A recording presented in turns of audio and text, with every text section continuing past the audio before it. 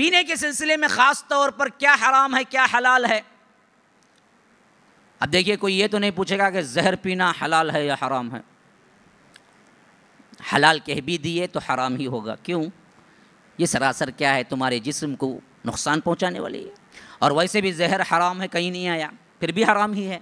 تو ایسے جو انڈرسٹوڈ باتیں ہیں جن سے تکلیف ہی تکلیف ہے، اس کے لیے سوال ہی نہیں پیدا ہوتا کہ یہ حلال ہے یا حرام ہے.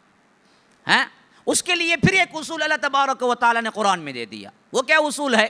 وَيُحِلُّ لَهُمُ الطَّيِّبَاتِ وَيُحَرِّمُ عَلَيْهِمُ الْخَبَائِثَ وَيَضَعُ عَنْهُمْ إِصْرَهُمْ وَالْأَغْلَالَ الَّتِي كَانَتْ عَلَيْهِمْ. اللہ تبارک و تعالیٰ نے اپنے نبی کے ذریعے تمہارے لیے وہ سب کا سب حلال کر دیا جو پاک ہے. ہاں، يُحِلُّ لَهُمُ الطَّيِّبَاتِ وَيُحَرِّمُ عَلَيْهِمُ الْخَبَائِثَ. جتنے بھی خبیث چیزیں ہیں سب حرام کر دیا.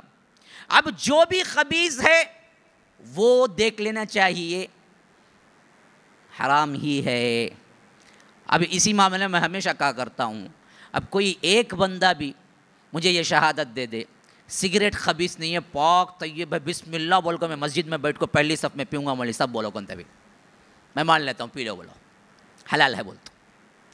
کوئی بندہ بھی ایک لمحے کو بھی ماننے کے لیے تیار نہیں ہوگا سگریٹ طیب ہے، سگریٹ پاک ہے، میں جب بھی پیتا بسم اللہ لا الہ الا اللہ الحمدللہ پڑھ کو پیتا. ہاں، بولیں گا کون تبھی؟ ہاں، تو اللہ تبارک و تعالیٰ نے اصول دیا وَيُحِلُّ لَهُمُ الطَّيِّبَاتِ وَيُحَرِّمُ عَلَيْهِمُ الْخَبَائِثَ. اب انڈرسٹوڈ بات ہے کہ سگریٹ خبیث ہے، طیب ہو ہی نہیں سکتا، تو خبیث ہے تو حرام ہے. بڑے فتوے لینے کی ضرورت نہیں ہے. فلاں مولوی صاحب مجھے دیکھو ہی فلاں بولے مکروہ میں 30 پر 9 مرتبہ پی لے کو چھڑوں گا، پھر اس کے بعد توبہ کر کو پھر پینا شروع کر لوں گا. سوب نک کو باتاں تمہاری منمانی خواہش پہ اسلام کو مت ڈالو. اسلام جو کہہ رہا ہے اس پر خلوص دل سے چلنے کی کوشش کرو. یہ اور بات ہے کہ گناہ ہے، چھوڑنے نہیں ہوتا، توبہ کرو، کوشش کرو، یہ سب الگ باتیں ہیں. لیکن ایکسکیوز نکالنا، مولوی صاحب تمہیں بولتے مولوی صاحب، میں ان کو نہیں جا کو پوچھا انہوں ہم نہ سب اجازت دے کوئی انہوں کہ انہوں 420 ڈالنے کو پھرتے رہتے ہیں، تم نہ دیں گے نہیں دیں گے، اجازت دیں گے اچھے. ہاں، یو پی کے بہت سے لوگ کیا کرتے ہیں، وہ زردہ جس میں اچھا خاصا نشہ ہوتا ہے کبھی بھی منہ میں رہتا کیا نشہ. اور تو اب پینے کے سلسلے میں، کھانے کے سلسلے میں ایک بہت بڑا اصول کیا ہے؟ کل مسکرین حرام. ہر نشہ آور چیز حرام ہے، ہر نشہ لانے والی چیز حرام. اچھا، اب مثلاً کیا ہو گیا کہ شروع میں ایک گلاس پیتا تھا، دیوانے کے ساتھ خیاں کر لے وہ پھرتا تھا. بعد میں پیتے پیتے اتنا عادی ہو جاتا انہیں، ایک باٹل پیاتے بھی برابر رہتا اپنے کام میں چست.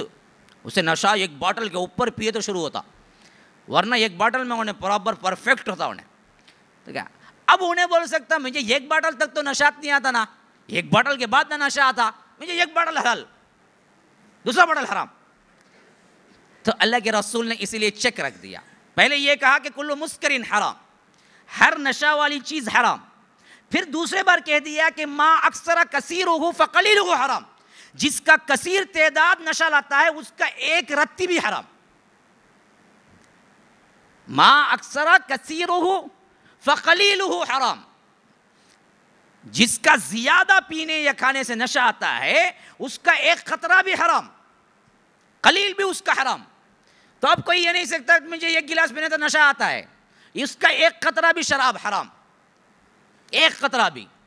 اب اسی معاملات میں وہ سب چیزیں آ گئے جو نشہ لاتی ہیں، ڈرگس ہے یا آکر کیا ہے، کوئی بھی ایسی چیز جو جسم میں داخل کرنے سے تمہیں کیا غنودگی آتی ہو.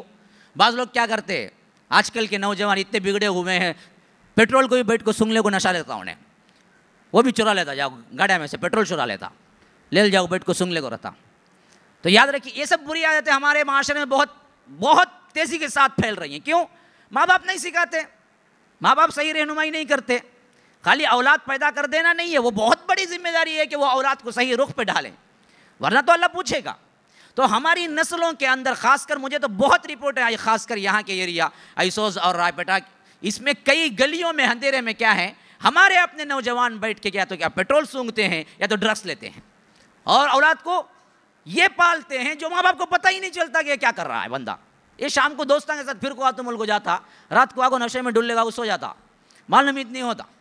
بعد میں معلوم ہوتا ٹیسٹنگ اٹھائے تو فلاں بیماری آپ کو ہے، اسے کر کو بول کو نشے کا عادی ہے انہیں بول کے، تب جاگو ماما بابا ہائے ہائے ہائے ہائے بول لو پھرنا.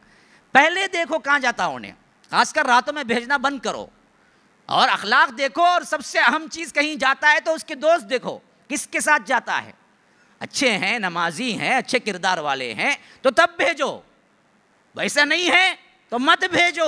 آگ ہے وہ دراصل، کیونکہ یہ بچہ گھر میں ایک گالی نہیں سیکھتا، لیکن دوستوں کے پاس 1 گھنٹہ رہنے سے 100 گالیاں سن کے آتا ہے. بات بات میں گالی دیتا ہے، ماں کو بھی گالی دیتا ہے، بعد میں سر پکڑ کے بیٹھتی ہے ماں، یہ کیا کر دی میں نے. تو یاد رکھیے یہ بری صحبت کا نتیجہ ہے، یہ سب کے سب حرام ہے. کوئی بھی نشہ جس سے انجیکشن سے کیوں نہ ہو، کیا دوائی سے کیوں نہ ہو، آج زیادہ کاف سرپس وغیرہ ہے نا، اس میں نشہ ہوتا ہے عموم طور پر، لیکن اللہ ایک کہ ڈاکٹر اس کو سجیسٹ کرے اور آپ کی نیت بھی اس کے اندر نشے کی نہ ہو، تب کہیں جا کے ہم مجبوری کی حالت میں کہہ سکتے ہیں کہ لے سکتے ہیں.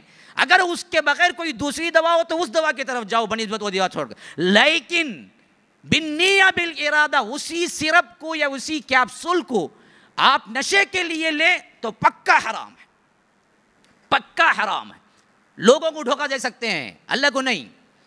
سرپ کے اندر نشہ ہے، آپ کو کھانسی نہیں ہے، آپ صرف اس وجہ سے پیتے ہیں کہ مجھے نشہ آئے اور اچھی نیند آئے، تو اللہ کی قسم وہ حرام ہے، اللہ کی قسم وہ حرام ہے. یاد رکھ لیجئے. بہت سے نوجوان یہ بھی کرتے ہیں، سرپ لا کے پی لیتے ہیں جس کے اندر کیا ہے، کاف سرپ میں عموماً کیا ہے، نشہ ہوتا ہے. تو یہ سب حرام ہے. پینے میں یہ سب چیزیں، خواہ وہ خمر ہو، خواہ خمر کھجور سے تیار ہو یا انگور سے، یا اس کے تیار کردہ پھل اور دوسرے ہوں، یا نہیں تو کسی اور قسم سے تیار ہو لیکن نشہ آ جائے. مثلا گندم سے، گیہوں سے بھی شراب تیار ہوتی. آپ سوچ سکتے ہیں گیہوں سے، گیہوں بالکل حلال شے، لیکن اسے خاص قسم تک رکھ کے اس کے اندر سے پانی نکالیں تو حرام شے پیدا ہوتی. اب کوئی یہ نہیں کہہ سکتا کہ یہ کیا ہے، جو نہیں ہے بھائی، یہ گیہوں ہے، یہ انگور نہیں ہے، یہ حلال چیز ہے. نہیں، حرام ہے، نشہ آ گیا. حتیٰ کہ اب دیکھیے نا، اس گلاس ہے نا، ایک رواج عموماً عرب میں ایک ایسا تھا کہ میٹھا پانی پینے کے لیے، اس زمانے میں تو اتنی چیزیں آئس کریم وغیرہ تو نہیں تھی نا، تو عموماً لوگ کیا کرتے تھے، میٹھا پانی پینے کے لیے کھجور اور پانی کو بھگا کے رکھ دیتے تھے. 1 دن تک رکھ دیں، کھجور اور پانی کو ملا کے ایک بہترین قسم کا میٹھا پانی بن جاتا، جوس کی طرح. اس کو اٹھا کے پیتے تھے. اب وہی کھجور اور پانی وہ رکھ کے 3 دن چھوڑ دینا، اس کے اندر میٹھاس بھی آ جاتی، جوس بھی بن جاتا، نشہ بھی پیدا ہو جاتا.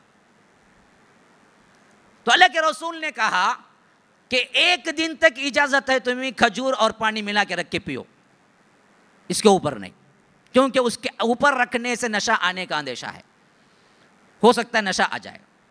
تو اللہ کے رسول نے روک دیا، 3 دن رکھ کے پینا نہیں ہے.